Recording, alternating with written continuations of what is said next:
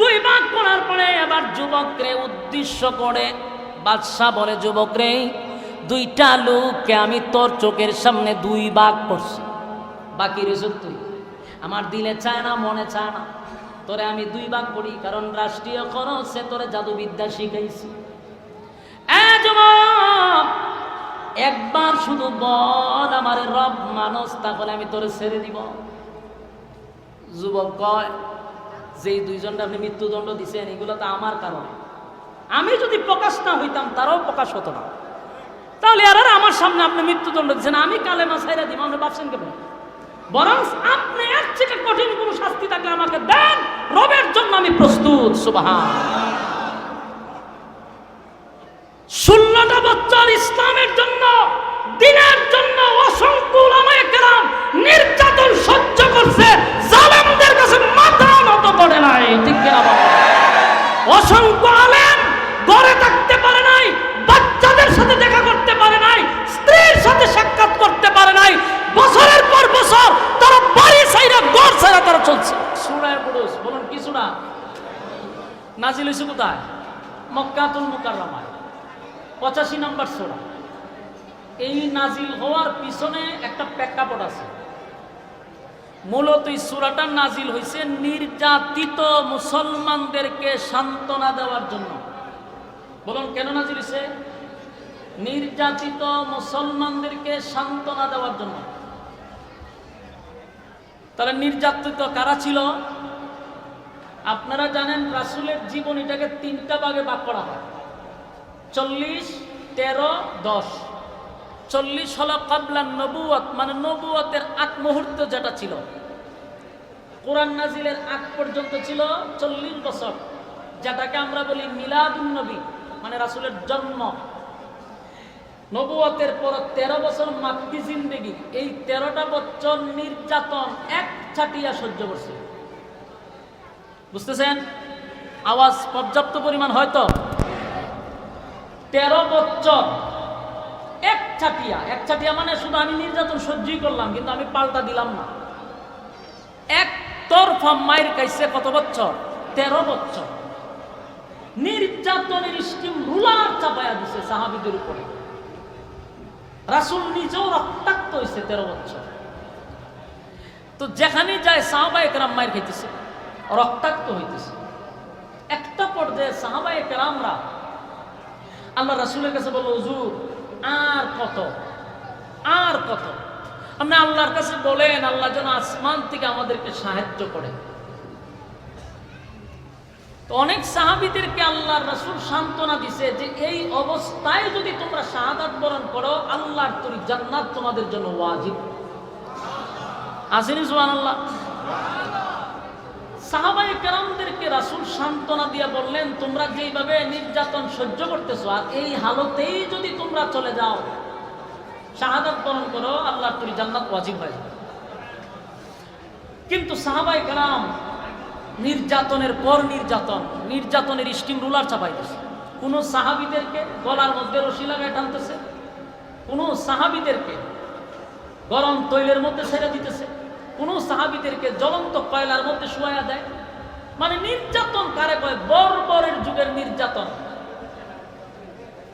তো আল্লাহ রাব্বুল আলামিন এই সূরাটা নাযিল করে নির্যাতিত মুসলমানদেরকে সান্ত্বনা দেওয়ার জন্য। এবং সূরাটা নাযিল করার পরে একটা দুইটা না 4টা কসম করছে। বলুন, কয়টা কসম? 4টা কসম করছে। 4টা কসম করে আল্লাহ রাব্বুল আলামিন একজন জালেমের উপরে অভিশাপ দিছে, জালেম শাসকের উপরে অভিশাপ দিছে। কথা মনোযোগ দিয়ে যদি শুনেন, বর্তমান প্রেক্ষাপটের সাথে মিলে কিনা এটা একটু নিজে নিজে অ্যানালাইজ করবেন। প্রথম কথা হলো, এই সূরা নাজিল হয়েছে নির্যাতিত মুসলমানকে সান্ত্বনা দেওয়ার জন্য। 2 নাম্বার হলো, এই সূরার ভিতরে 4টা কসম আছে। আর 4টা কসম করে আল্লাহ যে কথাটা বলছে, এটা হলো জালেম শাসকের উপরে আল্লাহর অভিশাপ। বলুন, কার উপরে অভিশাপ? আরো জোরে গান, আরো জোরে। জালেম শাসকের উপরে আল্লাহর অভিশাপ। পৃথিবীতে যত জালেম শাসক ছিল সবটির উপরে আল্লাহর অভিশাপ। এবং একবার দুইবার না 4বার কসম করছে, 4বার। তো এই সূরা নাজিল হওয়ার পরে 4টা কসম করে আল্লাহ যে কথাটা বলছে, এই কথাগুলির প্রতি আমরা একটু মনোযোগ দিব। 1 নম্বর হলো আল্লাহ নাজিল করে তার কোন সময়?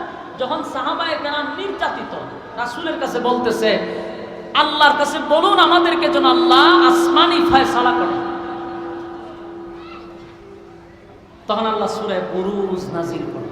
সুবহানাল্লাহ। আল্লাহ বলেন ওয়াস-সামা'i যাতিল বুরুজ ওয়াল ইয়াউমিল মাও'উদ ওয়া শাহিদিন ওয়া মাশহুদ কুতিলা আসহাবুল উখদুদ ওয়াস-সামা'i যাতিল বুরুজ একটা কসম, ওয়াল ইয়াউমিল মাও'উদ দুইটা কসম, ওয়া শাহিদিন ওয়া মাশহুদ। এই আয়াতের মধ্যে রব্বে কারীম করলেন দুইটা কসম। ওয়াস-সামা'i যাতিল বুরুজ দুর্গ বিশিষ্ট আকাশের কসম, নক্ষত্রের কসম। ওয়াল ইয়াউমিল মাও'উদ পরকালের কসম, পরকাল যেই দিন আল্লাহ বিচারক হবেন, মালিক ইয়াউমিদ্দিন বিচার দিবসের মালিক যিনি, সেই মালিক বলেন আমি পরকালের উপর কসম করলাম। ওয়া শাহিদিন ওয়া মাশহুদ এখানে শাহিদ ওয়া মাশহুদ দুইটা কসম। আল্লাহ রাব্বুল আলামিন বলেন জুমার দিনে ইয়াউমুল জুমআ, জুমার দিনের কসম, ইয়াউমুল আরাফা, আরাফার দিনের কসম। তাহলে 4টা কসম করলেন, 4টা কসম কেন রব্বে কারীম বলেন কুতিলা আসহাবুল উখদুদ ওয়াস-সামা'i যাতিল বুরুজ ওয়াল ইয়াউমিল মাও'উদ ওয়া শাহিদিন ওয়া মাশহুদ। আল্লাহ বলেন আকাশের কসম, পরকালের কসম, জুমার দিনের কসম, আরাফার দিনের কসম। যেই দিনগুলা ঘুরে ঘুরে ঘুরে ঘুরে মানুষের সামনে আসে সেই দিনগুলার কসম। কুতিলা আসহাবুল উখদুদ। রব্বে কারীম বলেন গর্ত খননকারীর উপরে আমি আল্লাহর অভিশাপ, জালেম শাসকের উপরে আমি আল্লাহর অভিশাপ। বলুন অভিশাপ কারে দিছে? রব্বে কারীম বলেন জালেম শাসকের উপরে আমি আল্লাহর অভিশাপ। 1টা 2টা নয় গো, কমপক্ষে 4টা কসম করছে রব্বে কারীম। আকাশের কসম করলো, পরকালের কসম করলো, জুমার দিনের কসম করলো। জুমার দিনটা বারবার মানুষের সামনে ঘুরে আসে, আরাফার দিনটা বারবার ঘুরে আসে। এই জন্য রব্বে কারীম 4 কসম করে বলেন গর্ত যারা খনন করছে তাদের উপরে আমি আল্লাহর অভিশাপ, মানে জালেম শাসকের উপরে আমি আল্লাহর অভিশাপ। এখন আসলে সুনার ভিতরে 4টা কসম করে একটা গর্ত খননকারীর ব্যাপারে আল্লাহ কথা বলছে। তাহলে গর্ত খনন কে করলো সেই বিষয়টা জানার দরকার আছে না নাই?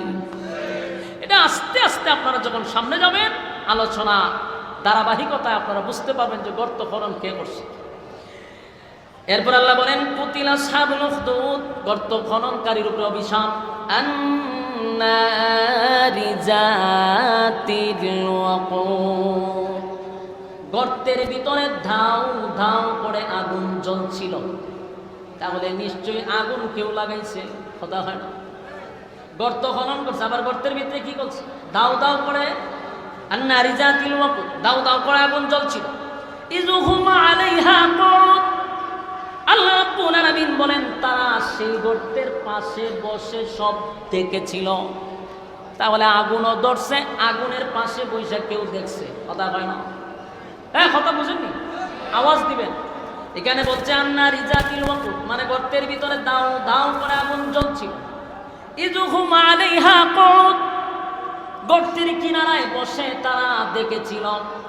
ওহুম আলা মা ইয়াফআলুনা বিল মুমিনিনা শুহুদ রব্বে কারীম বলেন ইমানদারের সাথে যা কিছু ঘটেছিল তারা সব দেখেছিল।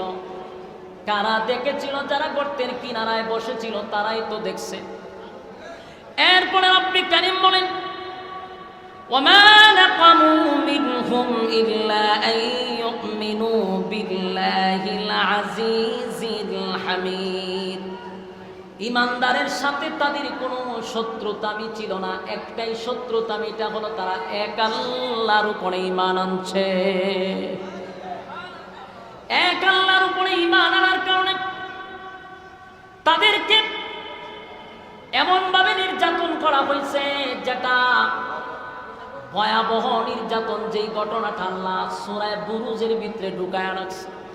এবার আসুন আমি আপনাদের সামনে বিস্তারিত বলার চেষ্টা করি অল্প সময়, যদি আপনারা শোনার ধৈর্য থাকে।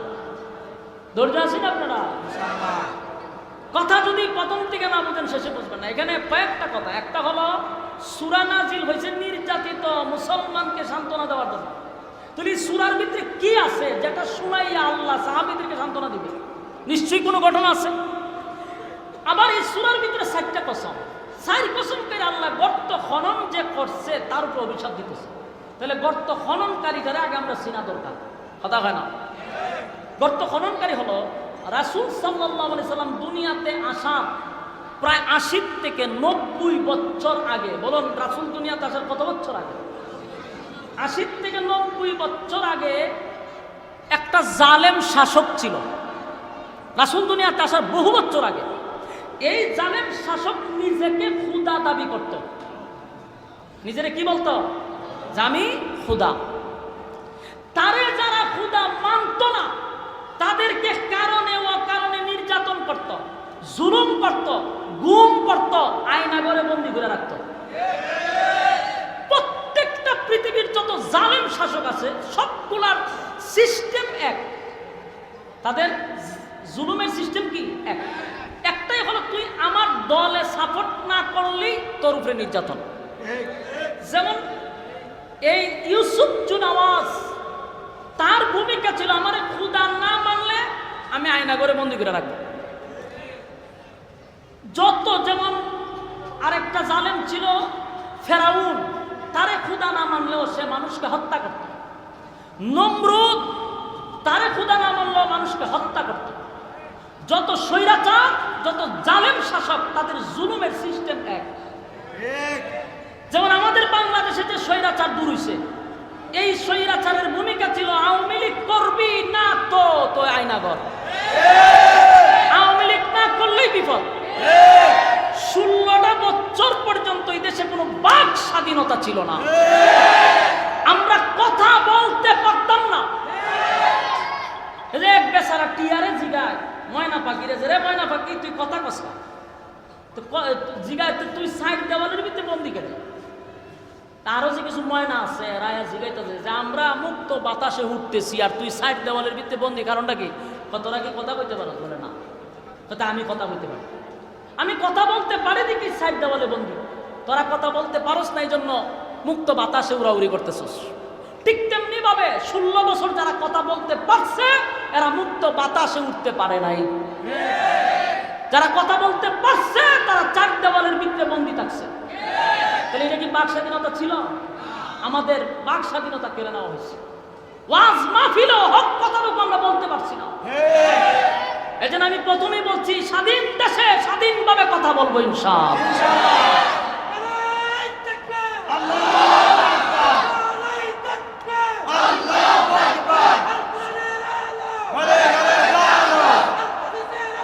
সম্মানিত সুধী, সম্মানিত সুধী, তাহলে স্বৈরাচার এবং জালেম শাসকদের সিস্টেম হলো তাদের কথা মতে না চললেই জুলুম আর নির্যাতন। ইউসুফ জুনাওয়াজ সে নিজেকে খুদা দাবি করত, যারা মানত না তাদেরকে ফাঁসির কাস্টে ঝুলাইত। এই জালেম শাসক মানুষকে এত নির্যাতন করত, আল্লাহ রাব্বুল আলামিন এই পুরা ঘটনাটারে সূরা বুরুজের ভিতরে ঢুকাই দিয়েছে।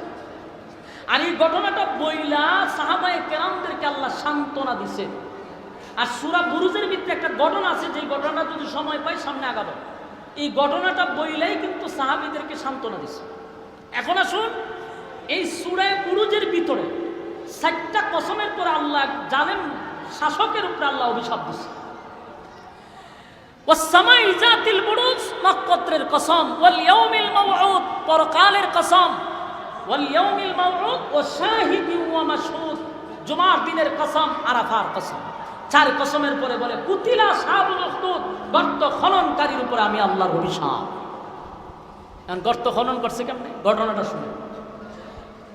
এই বাদশা ইউসুফ জুনাওয়াজ নিজের ক্ষুদা দাবি করত, সে রাজত্ব চালাইতো। এই ভাই আপনার কতক্ষণ করে করে এই ভোল্টেজ বাড়ানোর দরকার নেই, সাউন্ড ঠিক আছে, আপনি শীষ দেওয়ায়েন না, লড়াইয়েন না, লড়াইয়েন না। ইউসুফ জুনাওয়াজ নির্যাতন করত। তো তার যুগে যে প্রচলনটা ছিল এটা ছিল জাদুবিদ্যা। এটা কি বিদ্যা ছিল? জাদুবিদ্যার তন্ত্র মন্ত্র দিয়ে দেশ চালাইত। তো জাদুবিদ্যা দিয়া তার ওই সময় একটা প্রভাব ছিল জাদুবিদ্যা।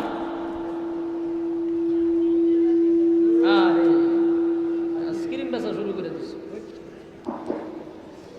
জাদুবিদ্যা দিয়ে যখন দেশ চালাইতো তখন জাদুর খুব প্রভাব ছিল। তো সবচেয়ে পুরাতন বিজ্ঞ একজন জাদুঘর ছিল। এই জাদুঘর একেবারে মানে বার্ধক্যে চলে গেছে। তো বাদশারা বলতেছে যে স্যার, আমি তো বেশি দিন থাকবো না, আমার অবর্তমানে আপনারে চালানোর জন্য যে জাদুবিদ্যা দরকার, আমি চলে গেলে তো এই জাদুবিদ্যা আরেকজনে দিয়ে যেতে হইব, তাহলে আমার একটা ছেলে দেন যেন আপনারে নেক্সট টাইমে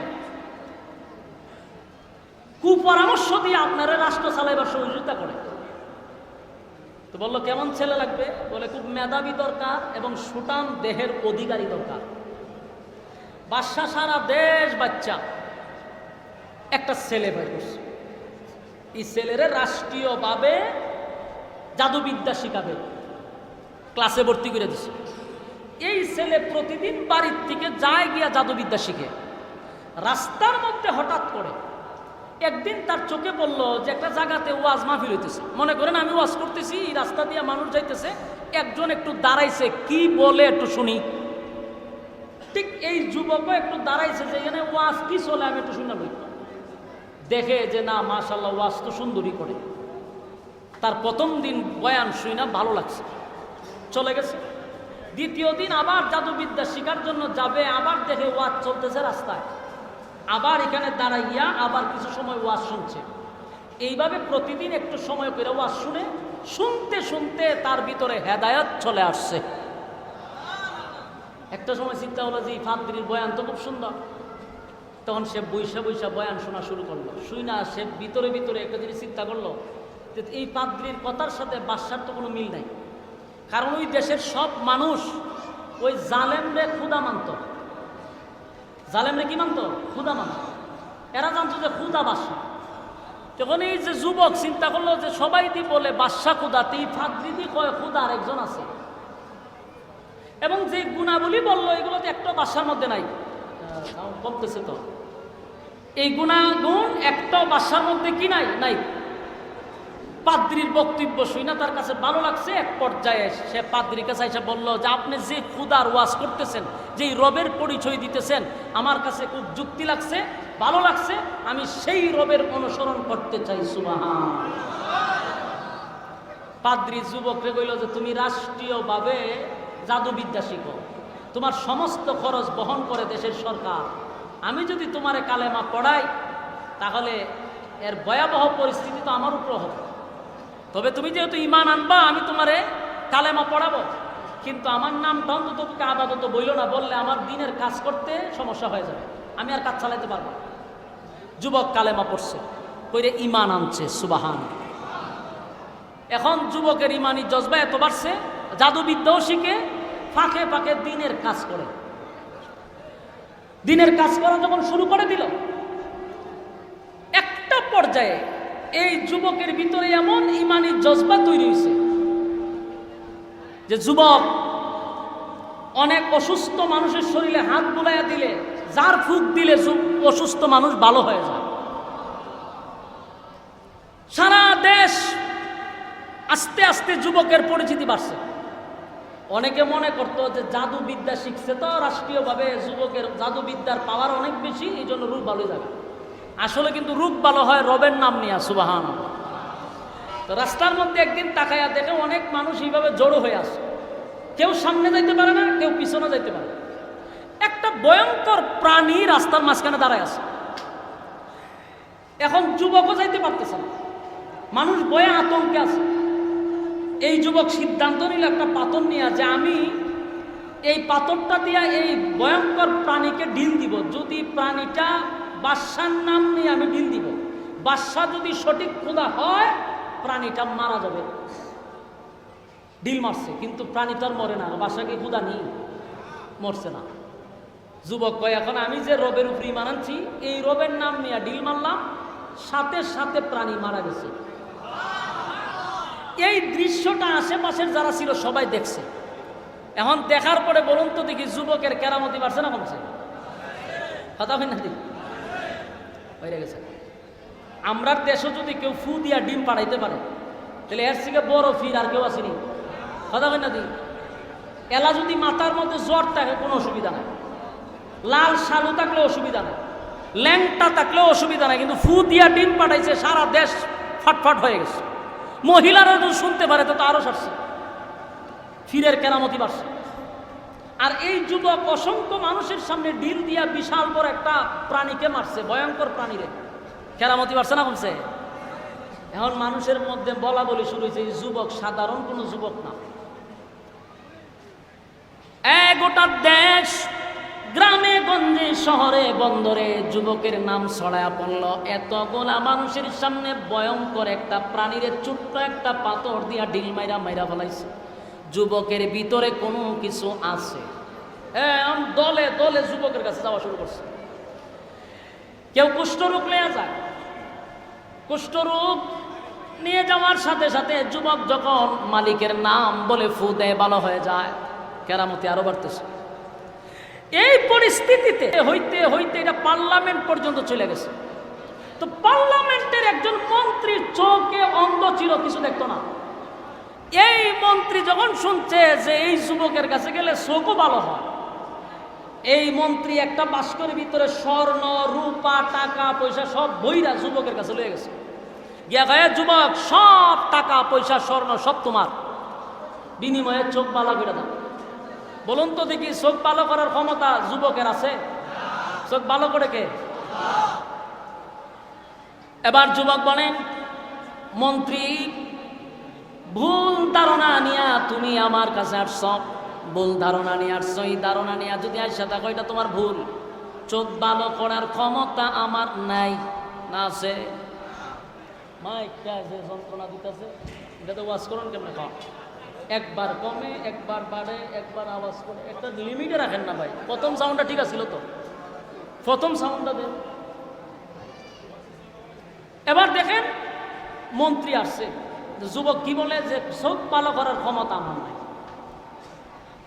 এবার মন্ত্রী বললাম, যুবক, গোটা দেশের মানুষ গ্রামে গঞ্জে শহরে বন্দরে সব জায়গায় তোমার খবর ছড়ায় গেছে। তোমার কাছের মানুষ আসলে নাকি রোগ ভালো হয়ে যায়, কুষ্ঠরোগী ভালো হয়ে যায়, অন্ধ মানুষ আসলে ভালো হয়ে যায় রে। আমি তো বড় আশা লইয়া টাকা পয়সা তোমার কাছে আনছি। এখন সাউন্ডটা ঠিক আছে, লড়াইয়ের না? এখন সাউন্ড ঠিক আছে, লড়াইয়ের না? টাকা পয়সা লইয়া তো আইস, চোখ ভালোই তুই। এবার যুবক বলেন, চোখ ভালো করার ক্ষমতা আমার নাই, তবে একটা শর্ত আছে, যদি শর্ত মানো তাহলে ওয়াদা দিলাম তোমার চক্ষু ভালো হয়ে যাবে। মন্ত্রী বলে কি? বলে আমি যেই রবের উপরে ঈমান আনছি, তুমি যদি সেই রবের উপরে ঈমান আনতে পারো তাহলে আমি রবের কাছে বলবো যে আল্লাহ তার চোখ ভালো করে দাও, ভালো করে দাও। মন্ত্রী কয়, বেটা আমি রবের কাছে থাকি, সারাদিনই রবের কাছে থাকি। আজকে এত বছর ধরে পার্লামেন্ট আছি, আমার রবে আমারে প্রতিদিন দেখে কিন্তু চোখ বালা করতে পারে না। হে মনে করছে বাদশাই তো রব, বাদশাই তো খুদা। যুবক মনে করছে বাদশার কথা। যুবক বলে না, বাদশা কোনোদিন খুদা হতে পারে না, এগুলো হুদা। খুদা না, খুদা হওয়ার যতগুলা কোয়ালিটি দরকার একটাও বাদশার মধ্যে নাই। সে তো একটা জালেম। এই জালেম শাসক কোনোদিন খোদা হতে পারে না। আমি যেই রবের কথা বলতেছি, রব আসমান জমিন আমারে তরে যিনি সৃষ্টি করছেন উনি হলেন স্রষ্টা। সেই রবের উপরে যদি ঈমান আনস, আমি ওয়াদা দিলাম মালিকের কাছে বইলা তোর চক্ষু ভালো করে দিব। মন্ত্রী পড়ছে মহামসিবত, আরাজি মন্দিরে শুনতাছি আমরা বাদশা খোদা এ নতুন খোদা শিখা। আমি কিন্তু পার্লামেন্টের একজন সদস্য, আমি কিন্তু রানিং একজন মন্ত্রী।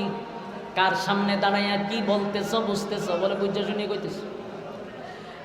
বাদশার বিরুদ্ধে তুমি আরেকজন খোদা দাঁড় করাইছ, যদি এটা বাদশার কানে যায় রে তোমার মৃত্যুদণ্ড হবে, এটা কি তুমি জানো? যুবক বলে আমি জানি, কিন্তু আমার রবকে আমি বলতে পারবো না। আমি আমার রবের দাওয়াত চালিয়ে যাব, আর যিনি রব হবে তিনি কোনোদিন মরতে পারে না, ঠিক কিনা? যিনি রব উনি তো চিরঞ্জীব, ওনার মরণ নাই, খাওয়ার নাই, ঘুম নাই, তন্দ্রা নাই, কিচ্ছু নাই, ঠিক কিনা বলবেন? হয় তোর বাসা ঘুমায়নি, হ ঘুমায়, তো তোর বাসা খায়নি, খা, তোর বাসা মরবনি, হো মরতে পারে, তো এটা আবার খুদা হয় কেমনে? হ্যাঁ এটা খুদা হয় কেমন? বলুন, খুদার কোনো মরণ আসেনি, ঘুম আসেনি, কথা। আল্লাহ রাব্বুল আলামিন বলেন কুল হুয়াল্লাহু আহাদ, নবী আপনি বলুন আমি এক ও দ্বিতীয়। আল্লাহর কোনো শরীক আছে? কথা কয় না। মালিকের কোনো শরীক নাই, কোনো ইলাহ নাই। আল্লাহুস সামাদ, আমি কারো মুকাফিক কিনা। আল্লাহ বলেন লাম ইয়ালিদ ওয়া লাম ইউলাদ, আমি কারো কাছ থেকে জন্ম নেই নাই, কাউকে জন্ম দেই নাই। ওয়া লাম ইয়াকুল লাহু কুফুয়ান আহাদ, আমার সমকক্ষ আর কেউ নাই। সুবহানাল্লাহ। শুধু তাই নয়, রব্বে কারীম বলেন লা তাখুযুহু সিনাতুন ওয়া লা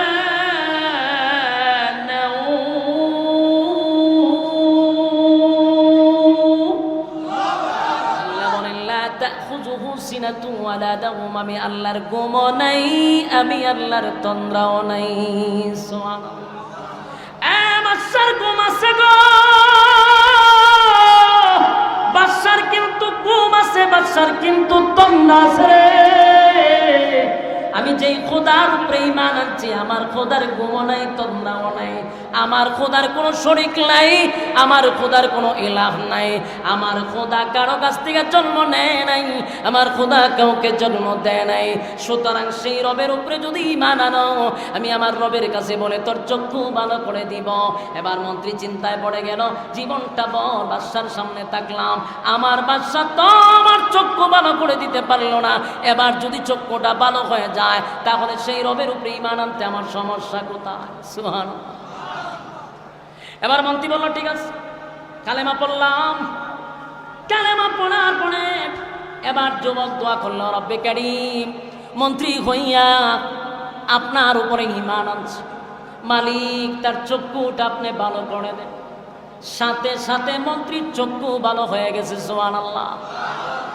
মির্জানগরের বাইরা মনে করেন না যে হুজুর কিচ্ছা শুরু করছেন। আল্লাহর কসম, এটা সূরা বুরুজের ভিতরে আপনি বাংলা চাইলেও পড়তে পারবেন। এটা কোনো কিচ্ছা নয়, কোনো কাহিনী নয়। কোরআন সূরা বুরুজের ভিতরে একেবারে পুরা ঘটনাটা আল্লাহ বর্ণনা করছে। এই মন্ত্রীর চক্ষুটা ভালো হয়ে গেছে।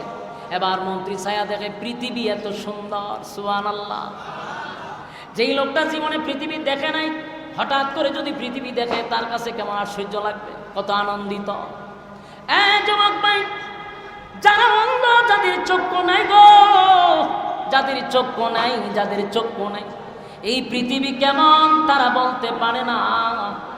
মানুষকে আল্লাহ কোন আকৃতিতে বানাইছে সেটাও তারা জানে না। অনেক অন্ধরা বিবাহ করে, নিজের স্ত্রী কেমন সেটাও জানে না, নিজের সন্তানগুলা কেমন সেটাও জানে না। আল্লাহ রাব্বুল আলামিন আমাদেরকে কত বড় নিয়ামত দিল, দুইটা চক্ষু দিল রে। সেই চক্ষু দিয়ে দিছে, এই নিয়ামতের শুকরিয়া আদায় যদি কিয়ামত পর্যন্ত করি, মালিকের শুকরিয়া আদায় হবে না। কত বড় নিয়ামত পাইছে। যুবক ভাই, কোম্পানিগঞ্জের বাজারে, দেবিদ্যার বাজারে দেখবেন অনেক ভিক্ষুক দাঁড়াইয়া দাঁড়াইয়া ভিক্ষা করে। কত মানুষ দেখবেন হাত নাই পা নাই, গইরাইয়া গইরাইয়া ভিক্ষা করে। দেখছেন নি? আমার জীবনে বহু ভিক্ষুক দেখছি, এর মধ্যে একটা ভিক্ষুক দেখলাম হাতও নাই পাও নাই, গইরাইয়া গইরাইয়া ভিক্ষা করে।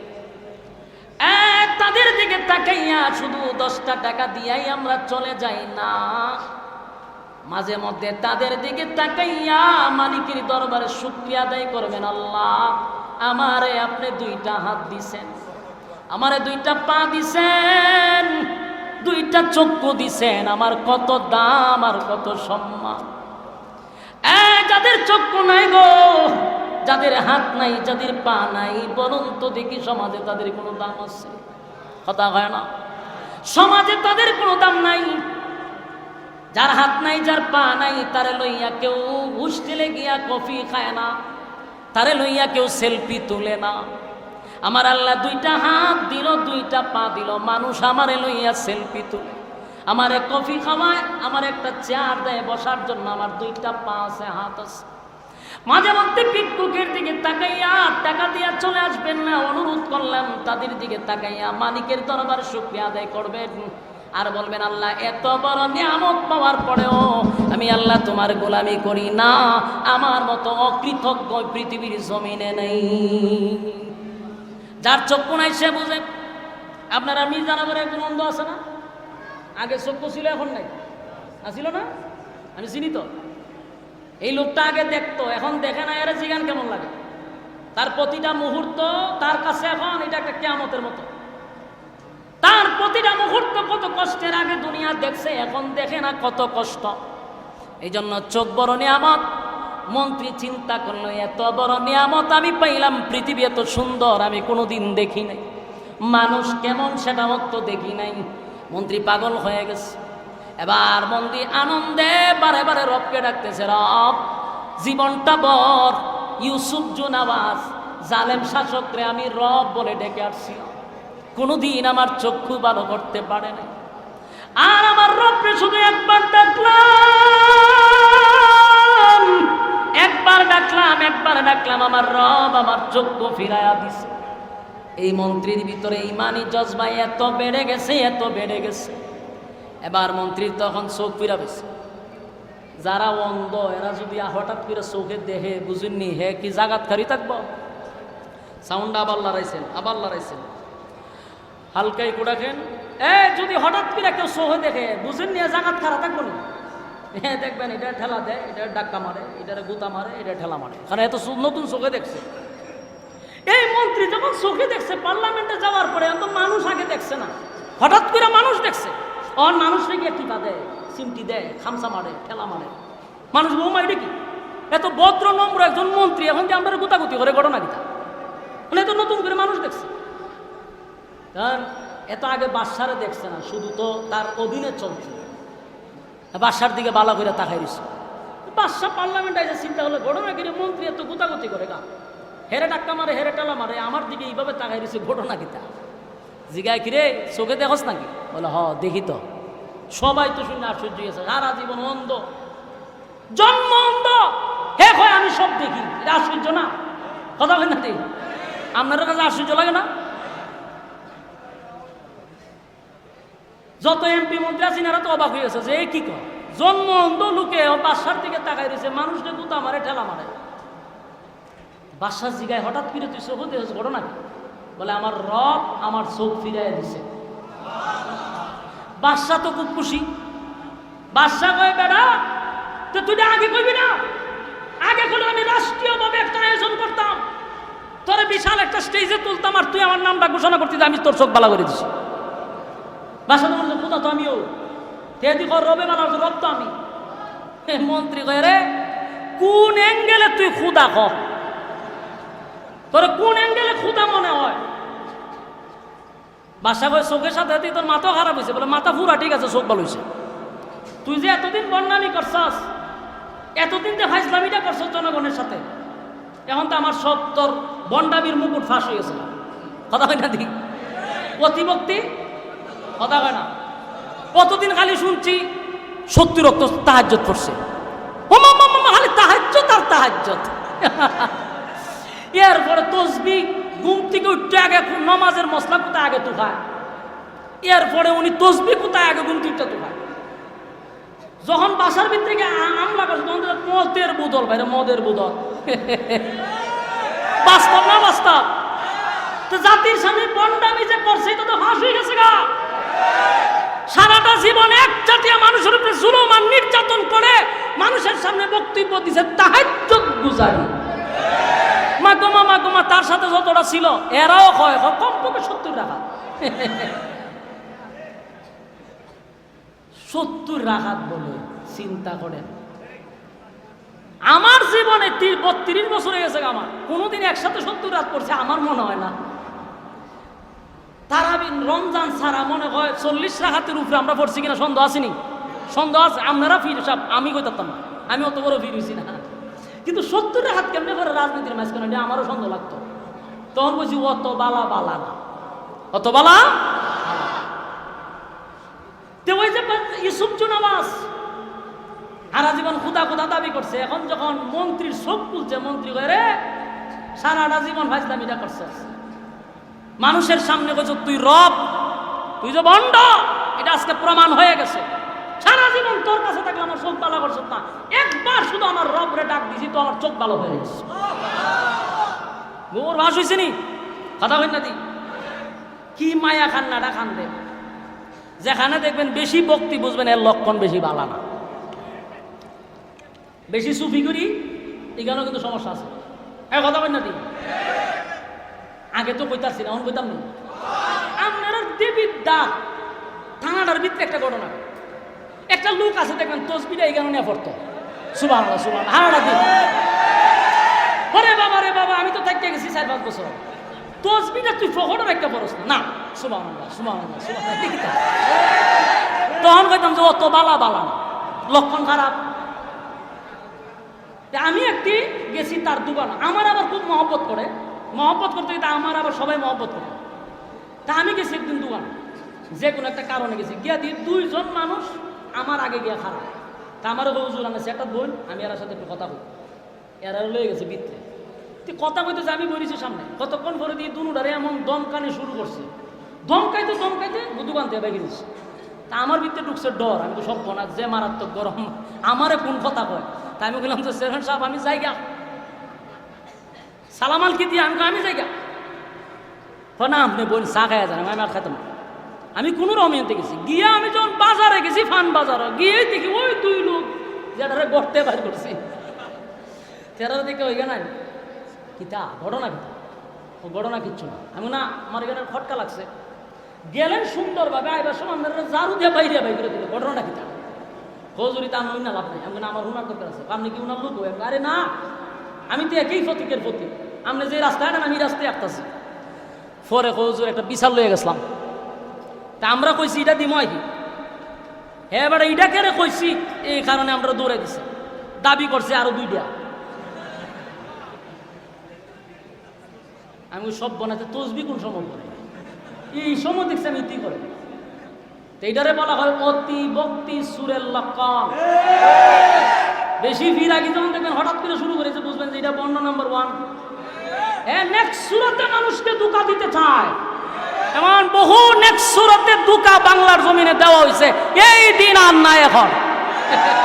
70 রাত তাহাজ্জুদ করে মানুষকে ইমোশনাল ব্ল্যাকমেল করতে, এই দিন শেষ। আর মানুষ ঘরের ভিতর থেকে দেখে বোতল পাওয়া যায় এখন, তাহাজ্জুদের ফাঁকে ফাঁকে যে মানে ক্লান্তি আছে সময়টা টানত। ইউসুফ জুনাবাস মানুষের সাথে বন্ডামি করছে বহু বছর, মন্ত্রী হয়ে রে বহু বন্ডামি করছস, তুই নিজেরে খুদা দাবি করছস।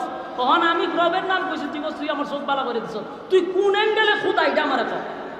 তো পার্লামেন্টে এতগুলো মন্ত্রী বসে রয়েছে, তার একটু সম্মানের ভিতরে লাগছে না? হয় মন্ত্রী লক্ষণ তো তোর খুব খারাপ, মৃত্যুদণ্ড হবে, ওই যে বিরুদ্ধে গেলেই তোমাকে হয় গুম না হয় মৃত্যুদণ্ড। মন্ত্রী হয় আমি জানি তুই, আমি কথা বললে যে তুই আমার উপরে বড় ধরনের মুসিবত নিয়ে আইবি, এটা আমি আগের থেকে জানি, কারণ তুই তো জালেম, তুই খুদা না, তুই জালেম। মন্ত্রীকে গ্রেপ্তার করছে, গ্রেপ্তার করে আয়নাগরের ভিতরে নিয়ে রাখছে, রাইকা ইচ্ছা মতে রিমান্ডে মার দিছে। মারতে মারতে কয় তুই এই রবের পরিচয় পাইছ কই এটা আগে কর। মন্ত্রী তো খুব মায়ের খাইছে, মায়ের খাওয়ার পরে কয় না, মায়ের তীব্রতা যখন বাইরে গেছে না তখন বলতে বাধ্য হয়। কথা বল না দিন, এই যে আপনারা বৈষম্য ছাত্র আন্দোলনের যে ছাত্রগুলা ছিল কয়েকজন, এরারে যখন হোটেলও নিয়েছে, ভাত খাওয়ার হোটেলও নিয়ে ইচ্ছা মতে খাওয়াইয়া এরপরে এরার একটা কাগজ ধরাই দিছে যে বলে আমরা এটা আন্দোলন নাই। যেই ছেলেগুলা কাগজ ছাড়া স্ক্রিপ্ট ছাড়া ঘন্টার পর ঘন্টা অনর্গল কথা বলতে পারে, এরারে বুঝি 2 টাকার কাগজ ধরাই দিছে কথা বলতে। জাতি তো তখনই বুঝছে যেটা সাজানো নাটক। কথা হয় নাতি? কেন বলছে? কারণ রিমান্ডে নেওয়ার পরে যখন মানুষের উপরে জুলুম করা হয়, মানুষ বাধ্য হইয়া মিথ্যা কথাটাও সত্য বানায় বলতে হয়, চাপ সৃষ্টি করা। মন্ত্রীরে এমন মার দেওয়া শুরু করছে, মন্ত্রী শেষে ভাই আমি কইতেছি তোমার রাষ্ট্রীয় খরচে যে ছেলেটা জাদুবিদ্যা শিখে সে আমারে আসল রবের পরিচয় দেখাইছে। বাদশাহ এবার ডাক দিছে এসপি হারুন্যা করে, হারুন্যা যা ধরে লই আইফ। এই বাদশার অর্ডারে হারুন্যা গিয়ে সেটা মনে করেন ওই যুবকরে ধরে লইছে, আয়না করে ঢুকাই আবার রিমান্ডটা শুরু করছে। যুবকরে কয় তোরে রাষ্ট্রীয় করেছে জাদুবিদ্যা শিখায়, আর তুই বুঝি গিয়ে আরেকজন আমাদের বাদশারে বাদ দিয়ে আরেক রবের পরিচয় দেশ। তোর এই রবের পরিচয় দিছে কেনা? নির্যাতনের মাত্রা যখন বাইরে গেছে না, এক পর্যায়ে যুবকে কয় কইতেছে আমারে যিনি কালেমা শিখাইছে উনি হলো অমুক জায়গায়, তাকে এক পাদ্রী। বাদশা কয় পাইছি, হারুন আরেকটারে গুম কর। এবার আরেকজনকে গুম করছে, গুম করে আনার পরে ওই পাদ্রীরে ধরছে। 3 জনকে রিমান্ডে মারতে মারতে এক পর্যায়ে মন্ত্রীরে বাদশায় কইছে যে মন্ত্রী তুমি তো আমার পার্লামেন্টের সদস্য, আমি চাই না তোমার মৃত্যুদণ্ড দিতে, তুমি শুধু একবার বলো যে আমি খোদা, তোমার ছেড়ে দিব। সূরা বুরুজের ভিত্তিক ঘটনাটা যখন আমরা পড়তেছিলাম তখন চিন্তা করছিলাম যে সবে মাত্র কালেমা পড়ছে, মাইরের শুনে তো কালেমা নিজে বোকা খালি পড়ছে, বেটা তো চৌকের লেগে কালেমা পড়ছে, মানুষের স্বার্থ আসিল তো শেষ করে না। কিন্তু পরে দাদি সর্বনাশ, এই অন্ধ মন্ত্রীর ইমানি জজবা এই পরিমাণ যে তার ইমানি জজবা যদি এক পাল্লা বায় রাখা হয়, বাংলাদেশের সমস্ত ফির বুজুর করে এক পাল্লা বায় রাখলে তার সমান হবে না। মন্ত্রী হয় তুই আমারে যেইভাবে ফিটানি শুরু করছস, আমারে যদি তুই মৃত্যুদণ্ড দেস লাভ হইত না, কারণ আমি আমার আসল রবের পরিচয় পেয়েছি। বাদশা তো এটা জালেম, আগেই বলছি কি বাদশা? জালেম। তার কোনো মায়া দয়া আসেনি? কথা কই না দি? হ্যাঁ, কোন জালেম বাদশার মায়া দয়া আছে? কোনো মায়া দয়া নাই।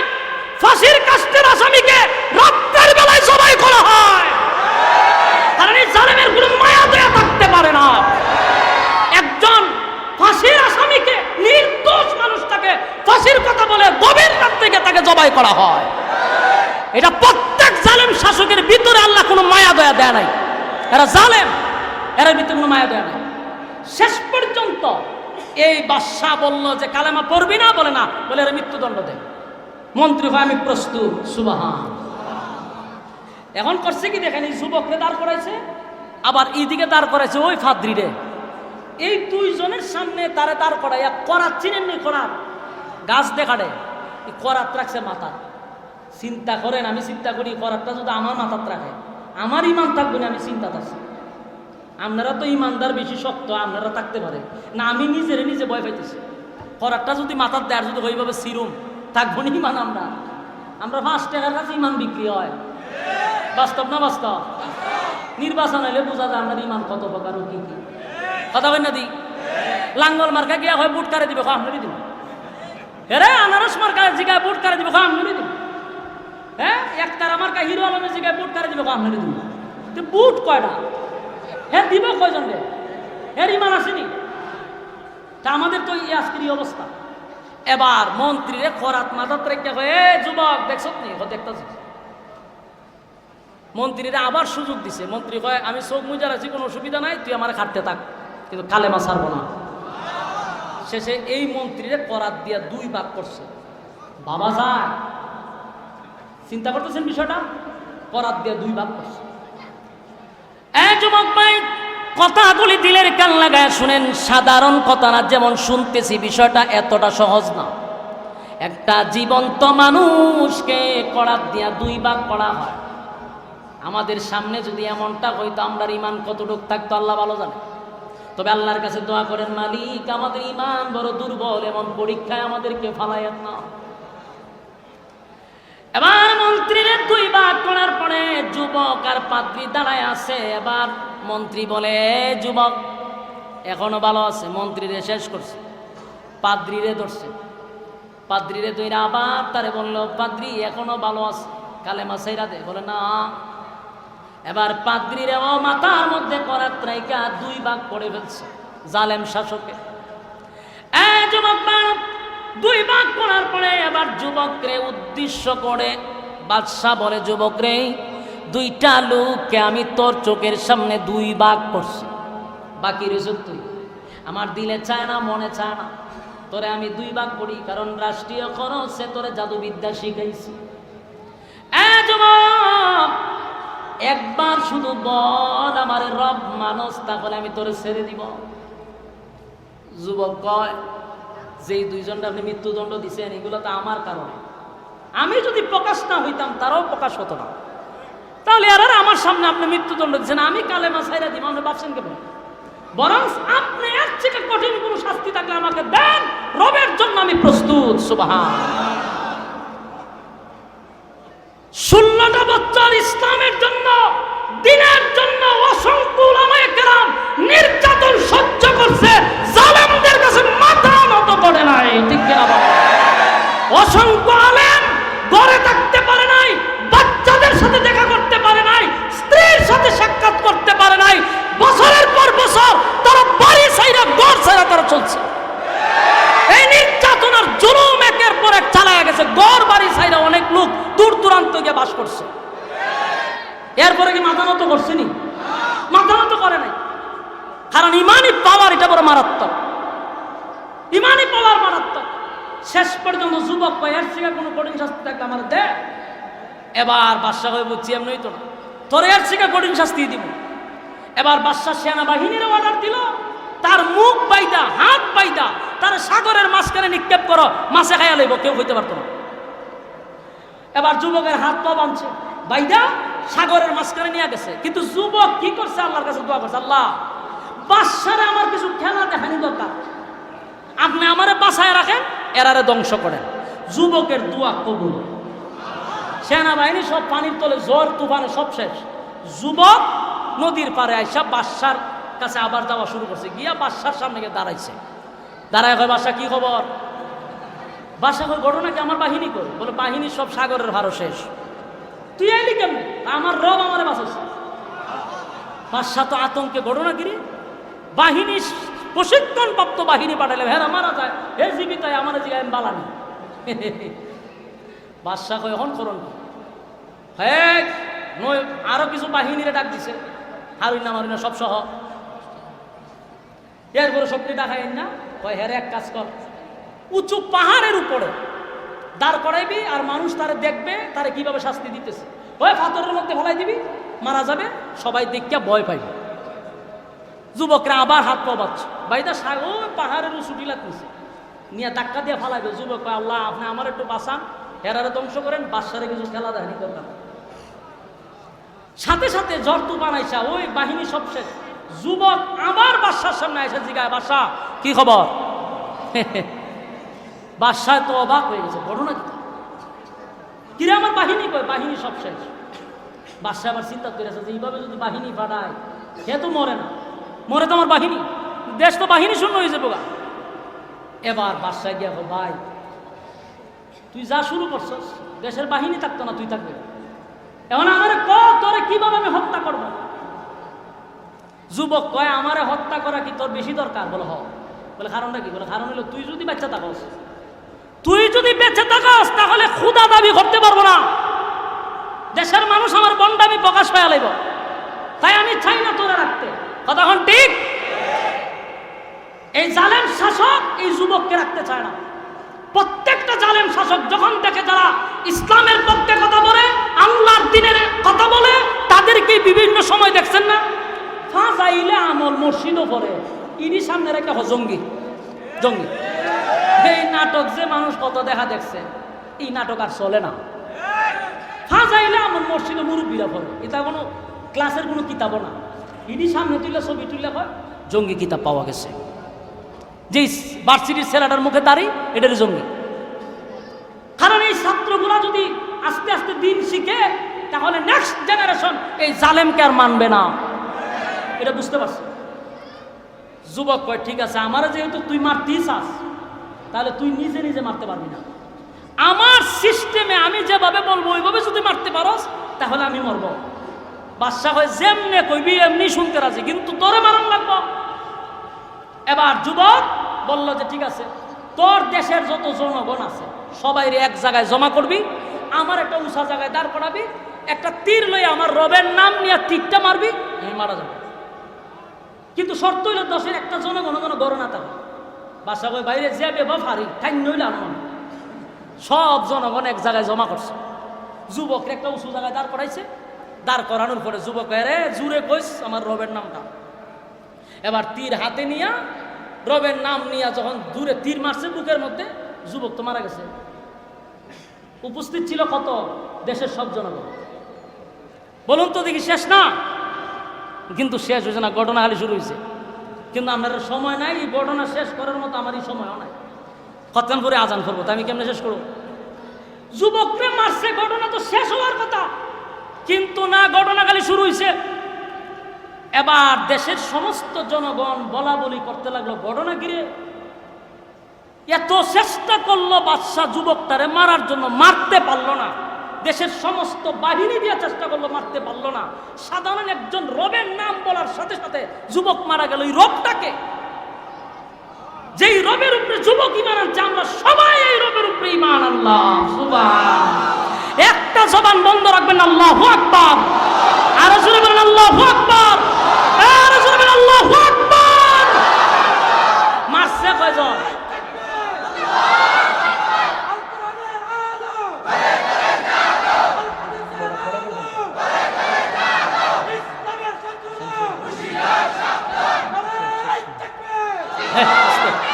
মারছে কয়জন? ওই যে যুবক কইছিল আল্লাহ আমার একটা খেলা দেখামো, এটা ওই আবার স্বামী উসমানের খেলা না, মারো লাম্বার আগে সে নাই, ই বন্ডামি খেলা না। যুবকে চাইছিল যে তুই যদি আমার মারতে তা আমি মরমো, কিন্তু তুই জানার কারণে আমার মারবি, তুই পরে আর সহ্য করতে না।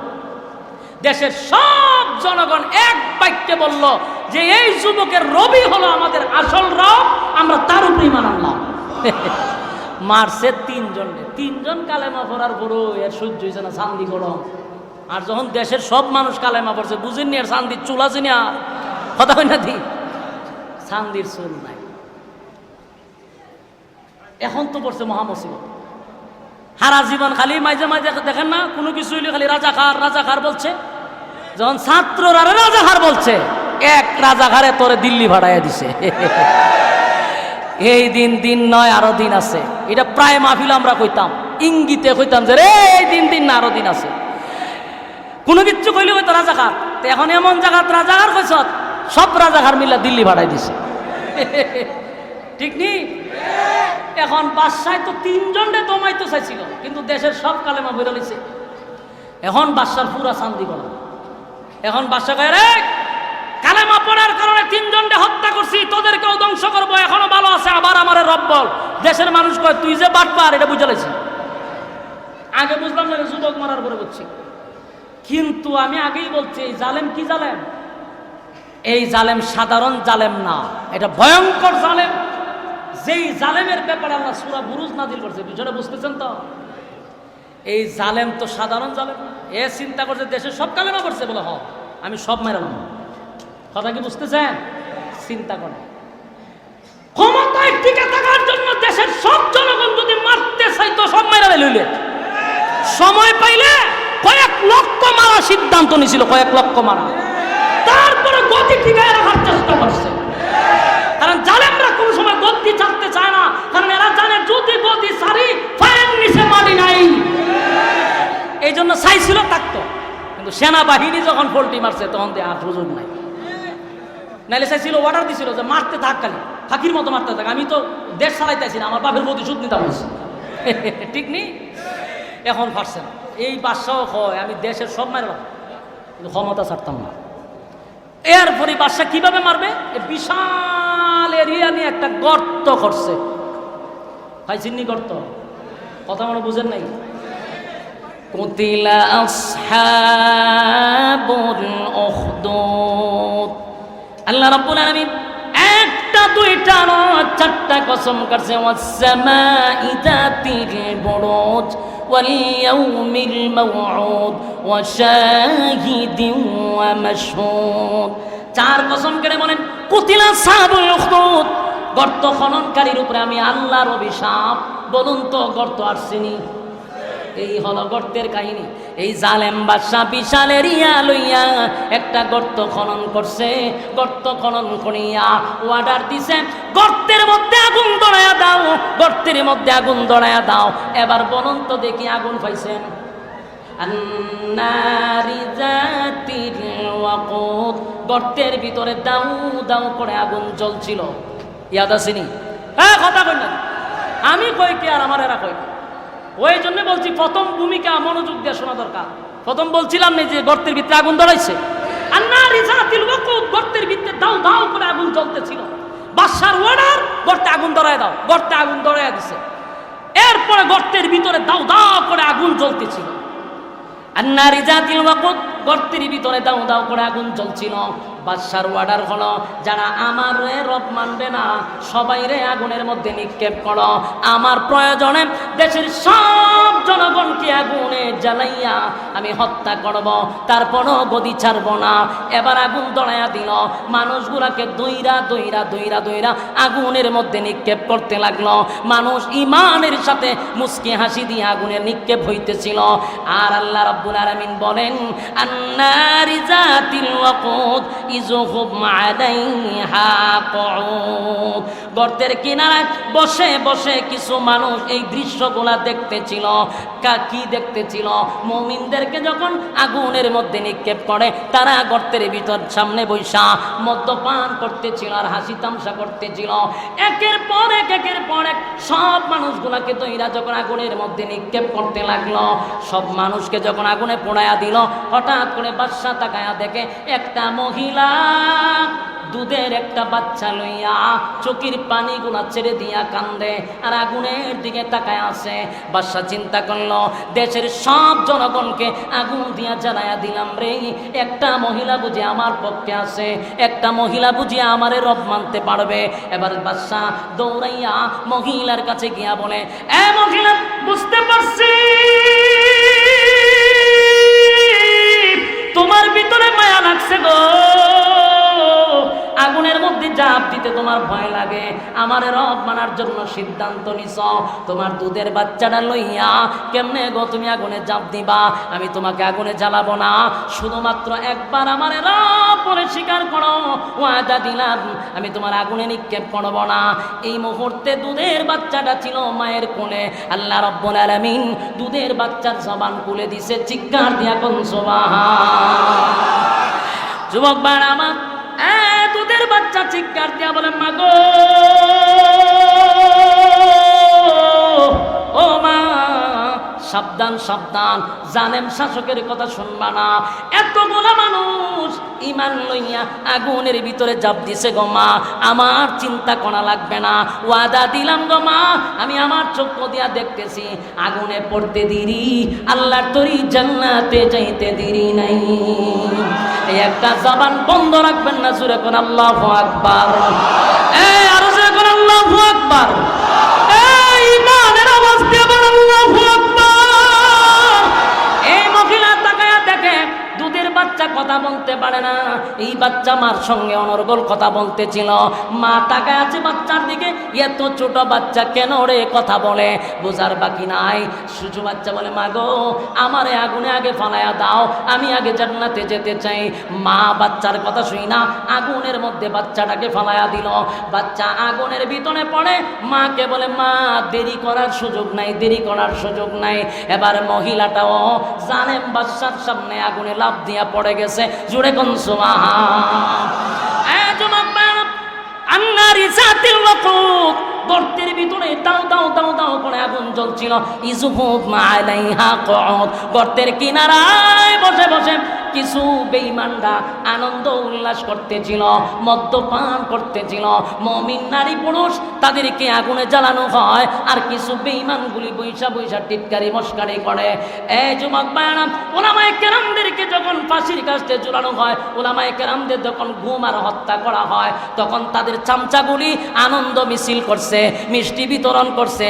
এরা আর ওই ইউসুফ জুনাওয়াজের জালেমদের মধ্যে কোনো ব্যবধান নাই।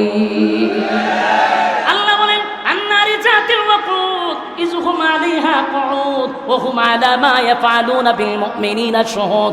মুমিনদের কোনো অপরাধ ছিল না, একটাই তো অপরাধ, তারা আমি আল্লাহর উপরে ঈমান আনছে। এই জালেম বাচ্চা তাদেরকে উপরে নির্যাতন শুরু করছে। আল্লাহ বলেন আমিও তাদেরকে ধ্বংস করে দেই। হঠাৎ করে সব মানুষ যখন ঈমান লইয়া আগুনে ঝাঁপ দিল, আল্লাহ রাব্বুল আলামিন এমন ঝড় তুফান দিল, যেই ঝড় তুফানে বাদশা সহ তার বাহিনী সহ সবাইকে আমার আল্লাহ আগুন দিয়া জ্বালায়া দিছে। যুবক সাহাবায়ে কেরামরা যখন নির্যাতিত, আল্লাহর নবীর কাছে এসে বলে, নবী গো, আল্লাহর কাছে বলেন না আমাদেরকে যেন আসমানে সাহায্য করে। আল্লাহ রাব্বুল আলামিন এই ঘটনার কেন্দ্র করিয়া সূরা বুরুজ আল্লাহ নাজিল করে, রাসূলের সাহাবীদেরকে সান্ত্বনা দেয়। রাসূল দুনিয়াতে আসার ৮০ থেকে ৯০ বছর আগের ঘটনাটা এই সূরার মধ্যে তুলে সাহাবায়ে কেরামদেরকে, নির্যাতিত সাহাবায়ে কেরামদেরকে, নির্যাতিত মুমিন মুসলমানদেরকে আল্লাহ সান্ত্বনা দিয়া বলে, তোমাদের আগেও জুলুম আর নির্যাতন ছিল, তারা তো ঈমান নিয়া আগুনে ঝাঁপ দিয়ে আমি আল্লাহর তৈরি জান্নাতে আসছে। সুবহান। যুবক ভাইরা আমার, লম্বা ঘটনা এখানে শেষ করতে চাই। যে জিনিসটা বুঝাইতে চাইছিলাম এটা হলো, জুলুম আর নির্যাতন সব সময় থাকে না। প্রতিটা উলামায়ে কেরাম মাঠে ময়দানে মাহফিলে আমরা প্রায় সময় বলতাম যে দেখেন এত জুলুম ভালো না, এই কথা বললে আমাদের উপরে আক্রমণ হতো। আজকে দেখেন তার বাস্তবতা, এই জুলুম আর নির্যাতন করে আপনারা ফলাফল কি পাইলেন? কথা হয় না? জুলুম বেশি দিন টিকে না জমিনে। এই জন্য সাবধান, আল্লাহর জমিনে দাঁড়াইয়া অহংকারী বাপ নিয়ে কথা বলবেন না, জুলুম করবেন না মানুষের উপরে, কারণ এই দিন নয় আরো দিন আছে। সামনে যারা আবার আসতে চান তাদেরকেও বলবো শিক্ষা যান। কথা হয় না? শিক্ষা যান। এই ছাত্ররা এখন না থাকতে পারে, নেক্সট জেনারেশন কিন্তু শিক্ষা লাইছে কেমনে লামাইতে হয়, কেমনে দাদার বাড়ি ছড়াইতে হয়। সাবধান, নেক্সট টাইমে যারা আসবেন শিক্ষা গ্রহণ করে চেয়ারে বসবেন।